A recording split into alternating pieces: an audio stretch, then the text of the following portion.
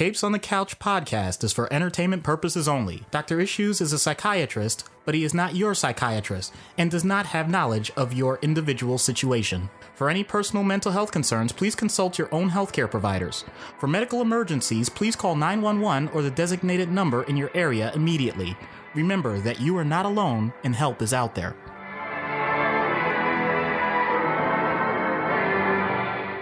Hello and welcome to Capes on the Couch, where comics need counseling. I'm Anthony Sitko and my co-host, Dr. Issues. Hello, everybody. This is issue number 18, where we cover the masked vigilante, Casey Jones, from the Teenage Mutant Ninja Turtles franchise. Okay, I might need a little bit of help here because I did research on the train conductor. What did you do? Just sit and listen to Grateful Dead for like 3 hours? I didn't have any cocaine. You know. Well, then it's not really research on Casey Jones, then, is it? Well, I didn't get into any crashes, so... That's fair. That is a great song, by the way. So before we get started, as always, you can find us on capesonthecouch.live. We are distributed through the Libsyn Network, Google Play, Stitcher, TuneIn, iTunes, YouTube, and iHeartRadio. We've got a Facebook page. We've got a Twitter account. We've got a Patreon page where you can subscribe at the $1, $3, $5, and $10 levels. Our email address is capesonthecouch@gmail.com. If you want to shoot us any questions, comments, we ask that you like, subscribe, leave a positive rating and review for whatever platform you have that you listen to this podcast on. We definitely appreciate all of the support. So 18 issues in, and we are finally getting to our first hero that is not in the Marvel DC duopoly. We mentioned that the Question didn't start off as a DC hero, but Charlton Comics was bought out by DC. But Casey Jones and the Ninja Turtles have never been done by one of the big two. So this really represents a new possibility and a new area for us. So I'm personally intrigued by this. At least it's one of those little things that, I don't know, I care about. I don't know if anybody else does. Oh, I'm sure they do. I think it gives credence to the idea that you don't have to be in the big two to make it big. Yeah, and you definitely don't need to be in the big two to make a compelling character. And I'm pretty sure a lot of folks are aware of that between Dark Horse and Mirage and IDW and Image and all those other Top Cow and all those other secondary distribution platforms and markets. There's a lot of really great stuff coming out. But before we get started, did you see Ant-Man and the Wasp last week? Absolutely. Oh, man. It's awesome. I don't want to say it's as good as the first one, because the first one I thought did an amazing job of just creating that world. But I do like where they took some of the characters, and I definitely appreciate the fact that the Wasp had so much screen time and was given a much greater character arc outside of just Scott. I really like the interaction. I liked the interactions in the first one between Hope and Hank, but I thought that the evolution of their relationship and some of the stuff that they talked about, and then Janet and all that quantum realm stuff, I like that they kind of made fun of the fact that there was a lot of quantum realm gobbledygook scientific stuff being thrown about there. So I'm not going to spoil anything. Also, post-credit scenes, top notch. So if you haven't seen it already, go check out Ant-Man and the Wasp, and I'm not just shilling it because I happen to be a Marvel fanboy. I'm telling you because it's a legitimately damn good movie. Much better than, say, Jurassic World Fallen Kingdom, which I will not see, but I've heard a lot of bad things about. Solo was pretty solid, though. I'm just, going back over the last couple of weeks in terms of, movie blockbusters. Solo is surprising because from what I understand, in the midst of shooting, they actually had the actor playing Solo. They wanted him to get a new acting coach. That's usually a really bad sign. Yeah, well, I mean, they switched directors halfway through the film process. So, but I don't have a problem with him. I don't think he's certainly not the best actor in the world, but he's playing a very different version of Han Solo than Harrison Ford. But I digress. Go see Solo, don't see Jurassic World, and go see Ant-Man and the Wasp. But back to Casey Jones, who's been in a number of different movies and cartoon series, and we're not going to talk about any of them because that's not what we do here. We talk about the comics. We can mention them a little bit. I don't really want to talk about Stephen Amell, though, because that was That was not a good Casey Jones. I'm sorry. He can do the salmon ladder like a son of a gun, but that does not give him any ability to be a effective Casey Jones. I didn't like it. Nah, my favorite part, if we're going to mention anything about the TV shows, the original cartoon was I'll be honest, I don't even remember the voice actor, but did a spot on Dirty Harry. Yeah. Well, I liked Elias Koteas from the first and third ones. I thought he did an amazing job.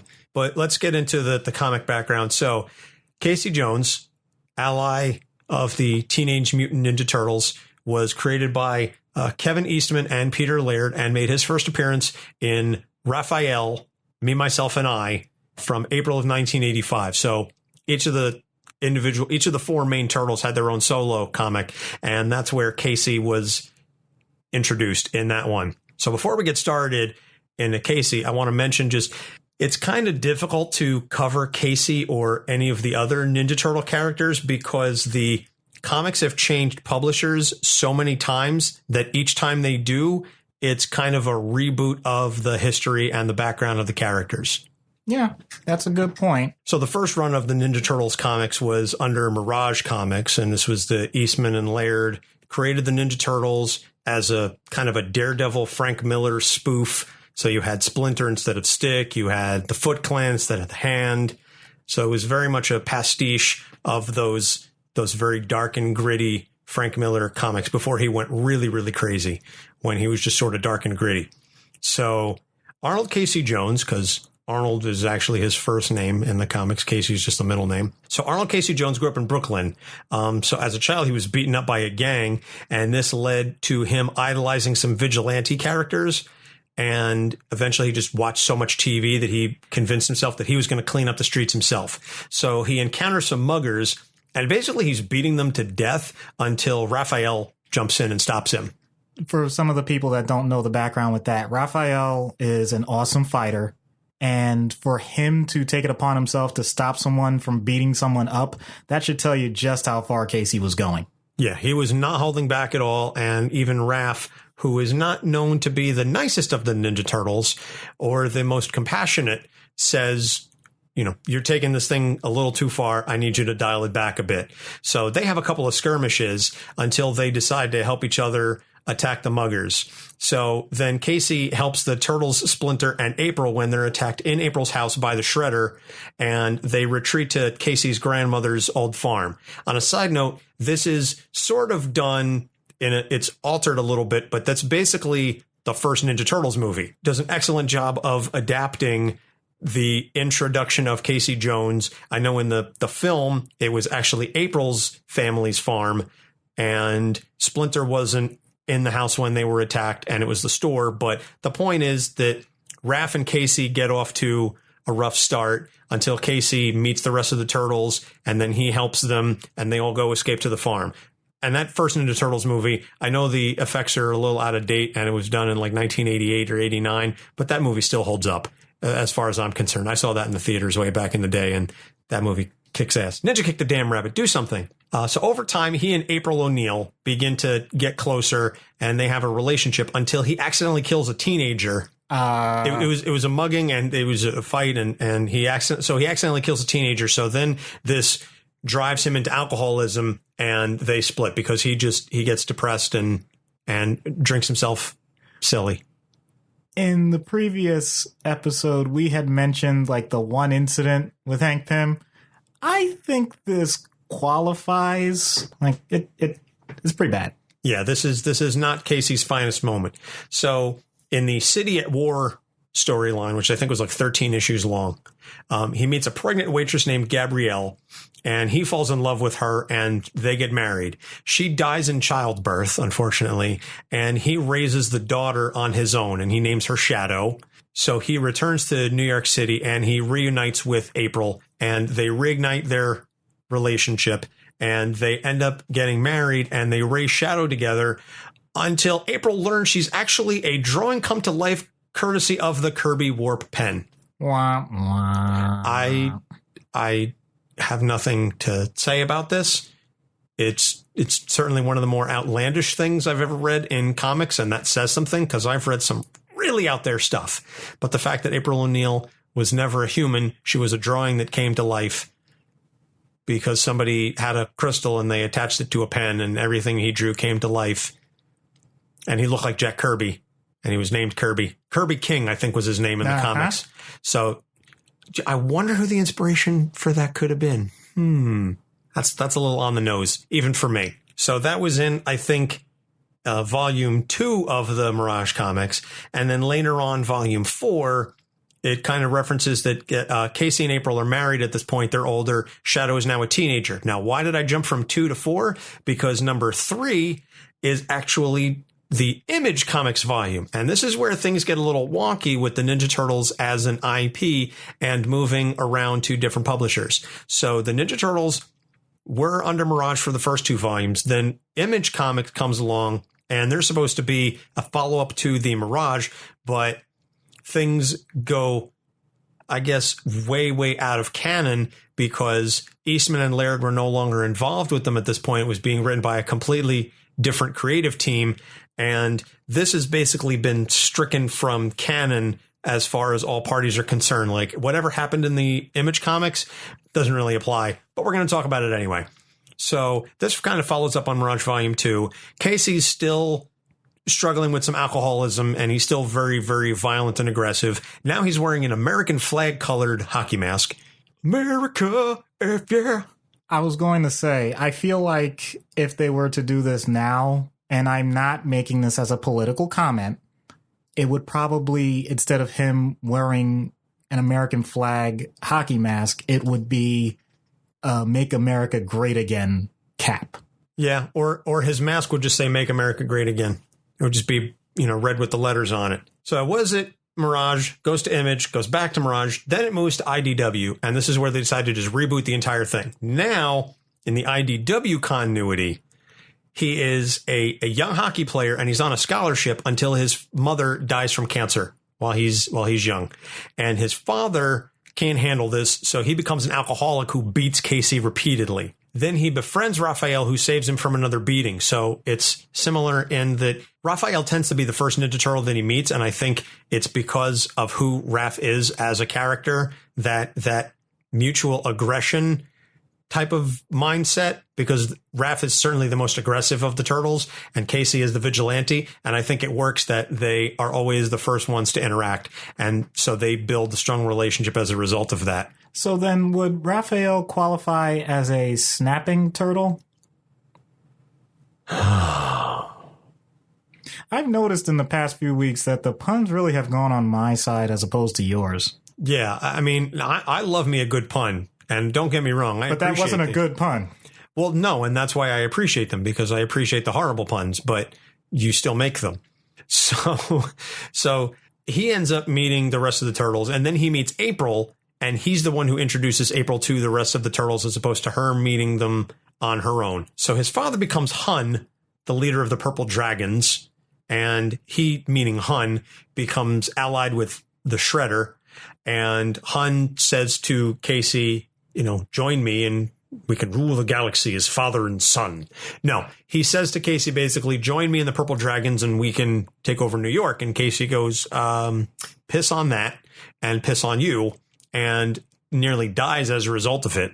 So then he ends up dating April and he's working for her parents in the second time around little store that they've got. So there's a couple of running threads throughout the Casey Jones history. Obviously, his relationship with April O'Neil is one of them, his friendship with the Ninja Turtles. But as far as the issues go, let's start first and foremost with the vigilanteism. This, I think, is one of the key points to Casey Jones. Is he's always the vigilante. He is the masked man in the hockey mask with all the sports equipment, whether it's hockey sticks, baseball bats, a cricket club.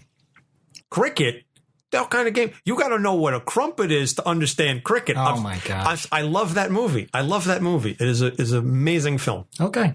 And by the way, Casey Jones was voiced by Chris Evans in the TMNT animated movie. So another reason why I love Chris Evans, because he's an awesome dude. So the vigilanteism, I don't want to say it's justified, but at least in the Mirage and the IDW, they give it that explanation of he comes from a violent background, and particularly with the Mirage, he's beaten by a gang and he feels that he needs to do something about it. And it's almost implied in the Mirage continuity that because he spent so much time watching TV after his beating, that it left him with some sort of injury, some long-lasting brain injury, whether it's PTSD or what have you. And then he watches all these TV shows and he idolizes like a Charles Bronson Death Wish type thing, that he almost becomes like a Punisher style character. But it stems from that beating. So I don't know if you want to address the vigilante aspect of the character.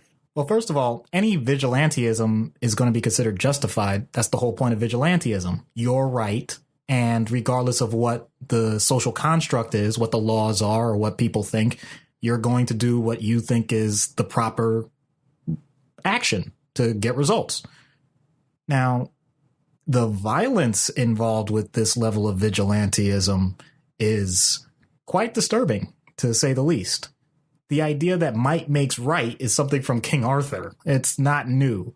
Samurai in Far East Asian cultures, the idea that you have to defend your honor at all costs, and if it's betrayed, you actually end your life. I mean, I'm not trying to say that those things are the proper way that we should view them for time immortal.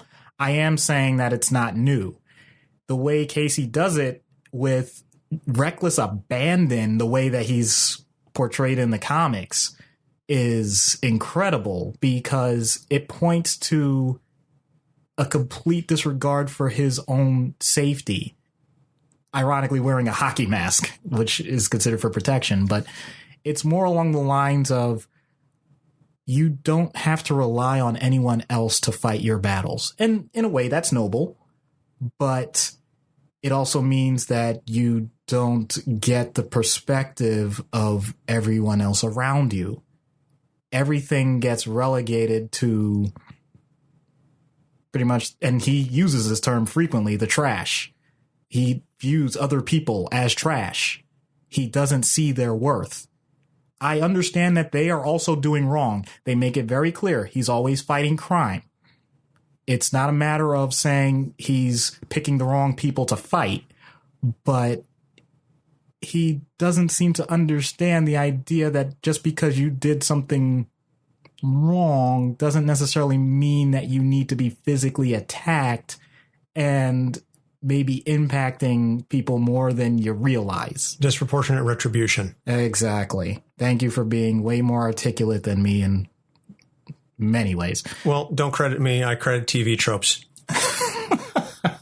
Basically, anytime you hear me use a phrase or something like that, I always give. Plus, I always end up crediting it in the show notes anyway. I love that site. Seriously. I can't wait until we get big enough that we get our own entry on TV tropes. And I've tweeted at them. I'm like, I want to get big enough to the point that this show gets its own TV tropes page, because I think that's when we'll have made it. Yeah. Yeah. Well, to go back to the vigilantism just a bit, it also means that you make the rules. You are the law. And I am the law. And Judge Dredd should be someone we do, just not in Sylvester Stallone's voice, please. Okay. Thank you. You know what? I take that back, because I love that movie. I really did. I never saw it.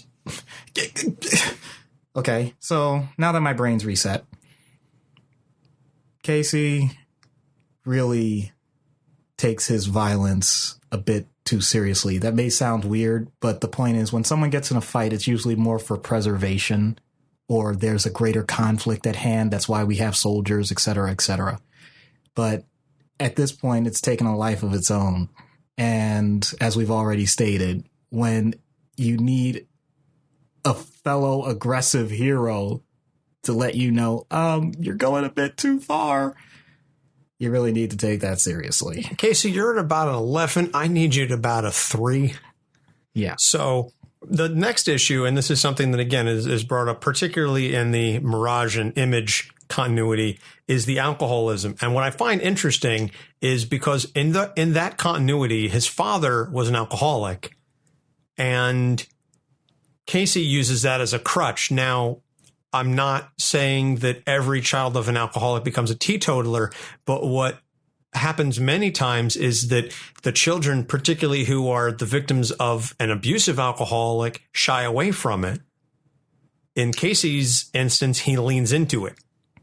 So I don't know if you can discuss what leads to someone making that determination that he ends up becoming more like his father, who he did not have a solid relationship with. There's a significant amount of research that indicates that there's a genetic predisposition for certain addictions. Alcoholism is definitely one of them. Conversely, there's also, and this is just a random factoid, there's a certain enzyme in your liver that allows you to process alcohol. And certain bloodlines have less of it. So what happens is they get pretty much the effects of alcohol fairly quickly. Unfortunately, it sounds like with Casey and his father, it's the opposite. They have built up high tolerances, which leads to, needing more of it. We've done this on several occasions. I'm going to tie this in, though, directly with the vigilantism, because it's fuel. It's just the opportunity to pour gasoline on a fire that's already lit. We already talked about disinhibition I think that was the Tony Stark episode. Yeah. Okay. But the point being, at least with Tony Stark, you could see somehow the greater good as to what he was trying to do. With Casey, it's basically, all right, that's just more opportunity to fight. And I'm liquored up. Now whose ass do I need to kick? Exactly. We call them beer muscles for a reason. You are willing to put more on the line when you feel like you have no pain. And he's not Jackie Chan, Legend of Drunken Master. He's got, again, depending on the continuity, he has some background in sports, but if you're going to mention Legend of the Drunken Master, Americans don't know how that really ended. They think that fight after he drinks the industrial strength alcohol, he wins it and everything, he burps up this huge bubble, and they say he's recovering. No, in the Japanese version, they show what happened. He went blind, and now he was trying to learn blind fighting. So alcohol is dangerous, people. Just letting you know. I did not know that. Yeah. It's actually pretty disturbing the way he does, because Jackie Chan does this cross-eyed thing to indicate that he's blind and all this stuff. But it was I get it that it's funny, but it's also pretty tragic, which actually ties right back into, a situation with Casey Jones. He obviously did it for emotional effect, but yeah, there was nothing good that comes of it. And statistically, it's much more likely that you're going to end up doing the same thing that your parent did when it comes to alcohol, as opposed to, you're right, there is a subsection that will shun it, will go away from it. And ironically, I think that would have been a great way to go with this character, because can you imagine someone like Casey Jones in a straight edge society? He would be like CM Punk on another level. I'm straight edge, and that makes me better than you. Now I'm going to beat you down. He would be if you cross CM Punk with Brock Lesnar, basically. Ooh. Because I'd rather think of Brock Lesnar when it comes to fighting as opposed to CM Punk, considering how he just got his... But you know what? Let's not go there. I'm sorry. So the last one, and I mentioned this at the beginning, but he has issues with personal relationships, and he tends to keep a lot of people at a distance, and he has trouble with that personal relationship. We see it happens a lot with April, where as soon as things start going wrong, he hits the bottle and he pushes her away. He obviously had a very rough relationship with his father. Now, in the IDW history continuity, he ultimately sort of reconciles with his father, because his father begins to see the error in his ways, and he moves away from the Purple Dragons, I believe. But the point is that Casey does not get close to people easily, and he doesn't allow people to get close to him. And I think that is in large part because of his background, and it ties into the vigilantism. It ties into the alcoholism. I think it's a symptom of everything else that's going on with his life. And then coupled with the IDW continuity, where his mother dies from cancer, and therefore he loses that connection. So all of these things tie together. Casey Jones is not warm and fuzzy. Very good point. It also, I think, pertains to why he gravitates to sports in the first place. You need some level, and we've gone over this I don't know how many times, you need some level of human interaction that's considered affectionate, positive. It needs to be collaborative. And usually you'll get that in a sports environment, except he gets the tar beat out of him by other kids. So when it comes to peer groups, he got the lesson early. He did not belong. So who's he going to fall back on? Dad? Whoops. Mom? Gone. Nobody else. But he's not depressed. He doesn't think society is lost. He doesn't think he's unworthy. He knows that it's messed up and he needs to fix it. Now, what everyone else does after that point, to him, that's irrelevant. He never got past that first step. So the idea that someone else reciprocates feelings for him, and let's be honest, we've seen that situation time after time where some people get attracted to the bad boys. So he gets an interest. What's he going to do? He has no idea. Not a clue. Well, I was going to say that ties in with Gabrielle. The reason why he falls for Gabrielle in the first place is because she takes care of him after he gets beaten up at her diner, and she takes care of him and they fall for each other. And it's a situation where Gabrielle, I don't think it necessarily started off as a rebound thing after April, but it escalated very, very quickly because he was looking for something that he felt he didn't deserve. Gabrielle, I don't remember off the top of my head what the situation was, why she was pregnant, but not with the baby's father. But the point is that she was pregnant already when she met Casey. And I think it was a situation where they were both, quote unquote, damaged people, and they found in each other what they were missing within themselves. Right. The whole is greater than the sum of its parts. I can respect that. There's another aspect to this. He's incredibly protectionist. He wants to make sure that people around him are safe. He does it by lashing out, by attacking the enemy. Understood. But when you're in a home environment and there's no other enemy, where's he going to put that energy? It's going to lead to some extra friction purely because he is used to having that. It just becomes a natural state of mind. Well, and he does that with Shadow, who, again, he raises as his own. He helps train her. She ends up being mentored by Splinter and, of course, the Turtles, who she sees almost as uncles. And so she becomes very adept at ninjutsu and the martial arts from a very young age, because when you grow up in an environment where you're surrounded by master martial artists, you're going to pick up a thing or two. So Shadow in the various continuities, particularly the Mirage Volume 4, becomes a very skilled martial artist, more so, certainly more so than her father and even April, her stepmom. So that's, I think, where he channels some of that protectionism. And we see that again with the way that he is with April and the Turtles and Splinter and Shadow. So there is some benefit to it. He just misplaces it sometimes. So moving into treatment in universe. And again, we encounter this a lot with heroes. How do you address the issues while still letting him be a good person and generally heroic?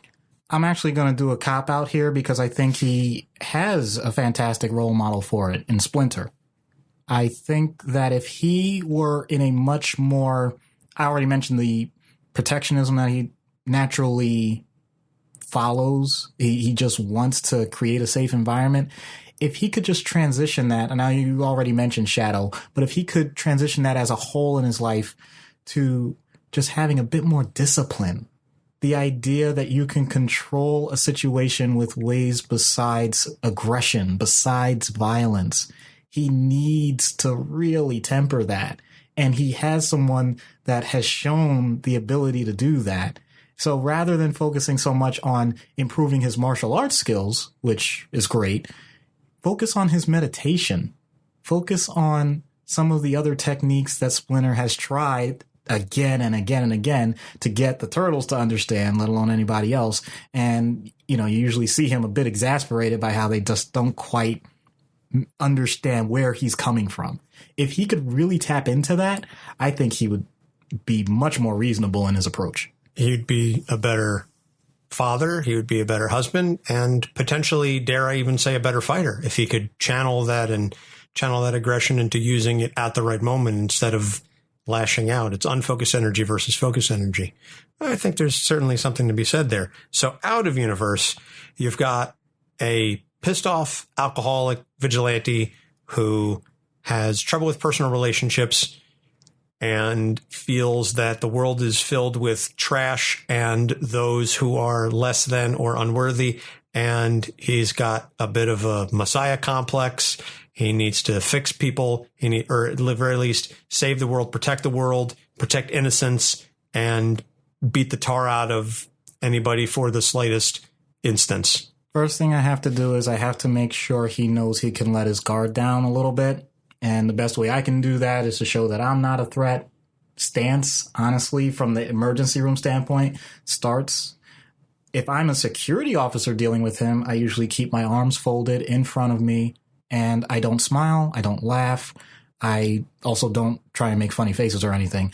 I want to make sure that he understands my authority. I'm not security, though. I'm trying to be a little different. So it's a good idea usually to have someone that's security nearby in case things go wrong, but more importantly, to show the difference. Okay, you have... Good cop, bad cop. Yeah, you can look at it that way. Yeah. And I'll get not in their personal space. That's a horrible idea. But I'll show that, there can be a space that's not threatening, but still close enough that you can read my facial cues.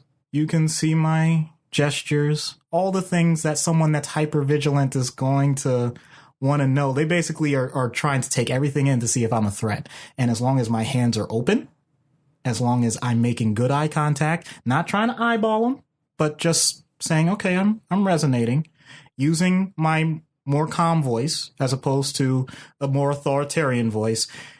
And you've noticed, I'm sure many people listening to this, I usually try and end things on either a medium tone or an elevated tone because that's non-threatening. When I end on a down tone, that sounds more authoritative. So first I've de-escalated everything. Then from there, I can start asking him, what's going on, man? Just try to relate to him like a human being and get what his issue is with other people. Like, what are they doing wrong? I'm not bringing it to him yet. I'm not going to call him out on hypocrisy or anything of the sort. I just want to know what's wrong out there. What are you doing about it? And let's see if we can clean it up a bit. That's all.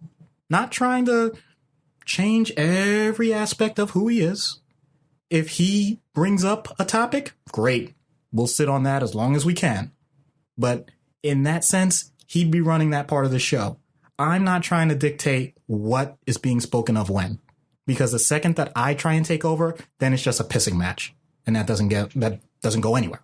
So the nuts and bolts of this have already been talked about, I think, in other episodes. The alcoholism. Okay, treat the alcoholism. There are so many ways to do that. The idea that someone is a vigilante, I'll admit, doesn't come up at work per se, but the idea that someone wants to protect their family and all of that and gets into a lot of fights and views society in a certain way, yeah, that definitely comes up a lot. And it's really hard to get someone to turn inward because everything outside of them is a problem. Once you can shift things a bit back inward, it helps out a lot. I'm going to give a medical option as well. Not something that I would say is a treatment. I'm saying I want to have the information. I want to know what that person's testosterone levels are. Because what I've seen happen on more than one occasion, depending on the person's age, is that they've had a recent spike, like kind of a last surge, not puberty or anything, but like a last surge basically before they go into what some people refer to as male menopause or things like that. That surge can put someone in a different mindset where if they didn't have this behavior before and it's starting to manifest over the past few months, it's something to look at. And they might need to see an endocrinologist. That's rare, but it's something that comes up once in a while. So take a look. Or regular hormones, thyroid hormones, like just overall metabolism, just things to look at. The last thing that I would really want to make sure of is, for the most part, these people have the best of intentions. And I don't want to crush that. I don't want them to think, do nothing, be a doormat or anything like that. I want them to still have that spirit, but I want to show them alternatives on how they could potentially talk things out. You don't have to be eloquent about it, but you got to make sure that you have different tools in your toolbox. Boy, oh boy, that's going to become a trope in and of itself because I say that so often, but it's the truth.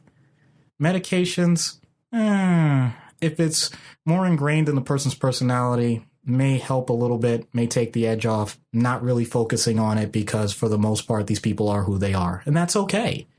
It's just as long as they're able to have improvements in their relationships and as long as they're willing to continue to talk to you about it. That's the number one thing. Keep the dialogue going. However long it takes, that's how long it takes. I'm not going to rush them. All right. So it sounds like a real life Casey Jones would have a lot to work on, but also a lot to work from. Mm-hmm. Absolutely. Okay. Very cool. So now let's take all of this, and as we always do, let's see what happens when Casey Jones ends up on Dr. Issues' couch. Hello, Casey. I'm Dr. Issues. You know, I'm here to help you.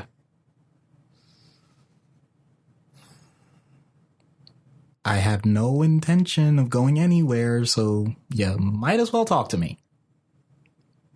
And say what?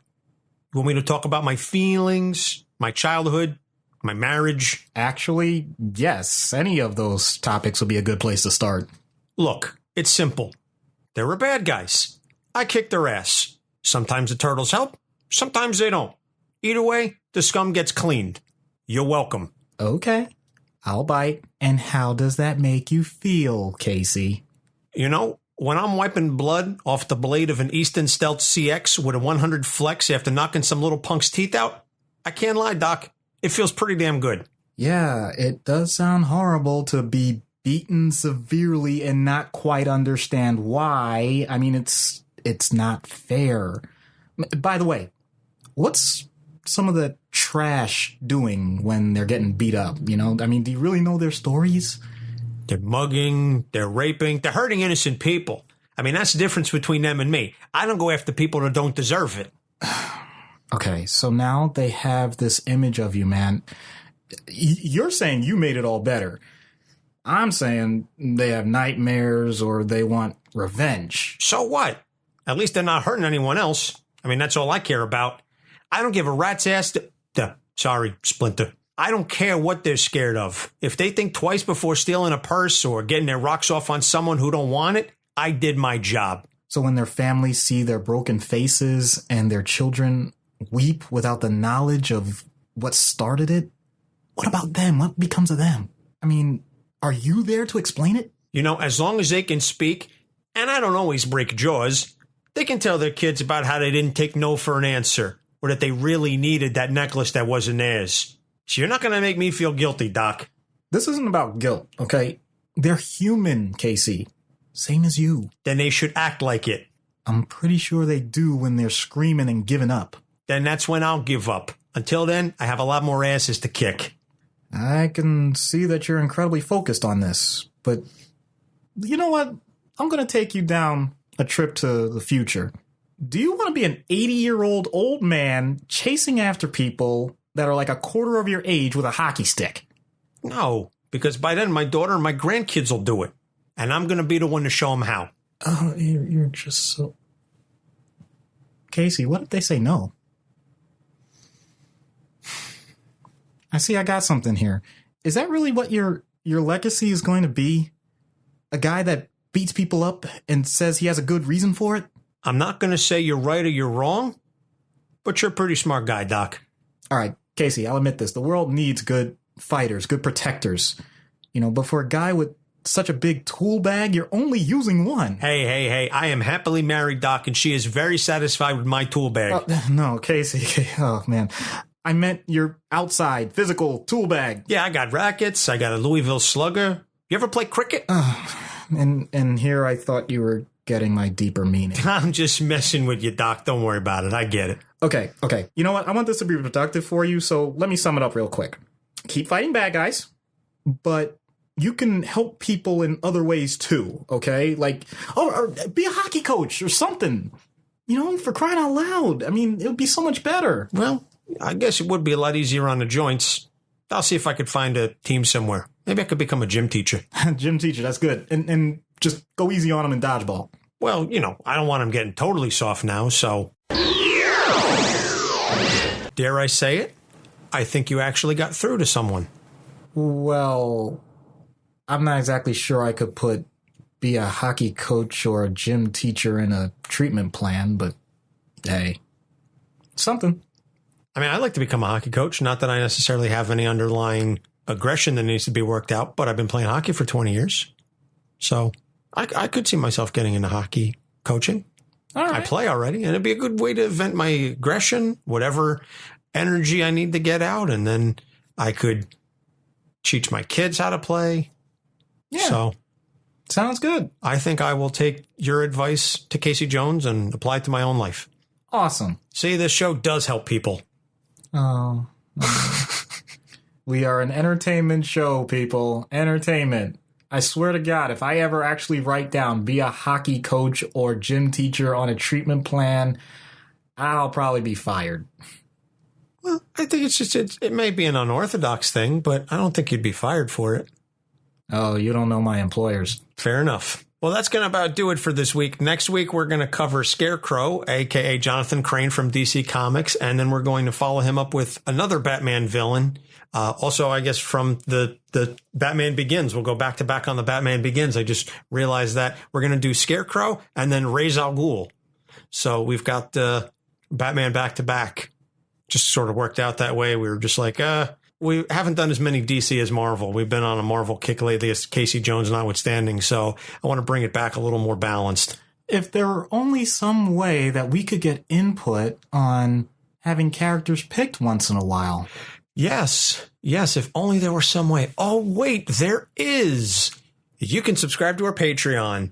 $1 a month gets you a shout out. $3 gets you early access downloads and a monthly blooper reel. $5 gets you a longer uncensored version of the skit. And $10 means that you get to pick one character every month and decide that we should do that particular character. And we will answer any questions that you have.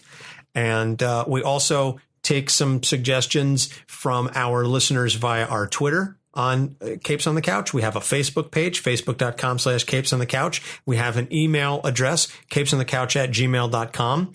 And you can find this show at our website, capesonthecouch.live. And we are distributed through the Libsyn Network. And that is on Google Play, iTunes, Stitcher, TuneIn, YouTube, and iHeartRadio. So there are a number of ways that you can get in contact with us. We love the feedback. We love hearing from you each and every week as the show continues to grow. I know it makes it that much more fun for Doc and I to do the show. And it gives us something to shoot for. And we certainly appreciate hearing from each and every one of you week in and week out. So like I said, next week, Scarecrow and then Ra's al Ghul. And we'll see what happens from there. So, Doc, anything you want to add before we head out? I wonder, when Casey Jones is swinging that stick at someone's skull, does he watch his speed? I don't know. I just hope he's not on cocaine. So that's going to do it for Doc Issues. I'm Anthony Sitko. Thank you so much for listening. We'll see you next week. Capes on the Couch podcast is for entertainment purposes only. Dr. Issues is a psychiatrist, but he is not your psychiatrist and does not have knowledge of your individual situation. For any personal mental health concerns, please consult your own healthcare providers. For medical emergencies, please call 911 or the designated number in your area immediately. Remember that you are not alone and help is out there.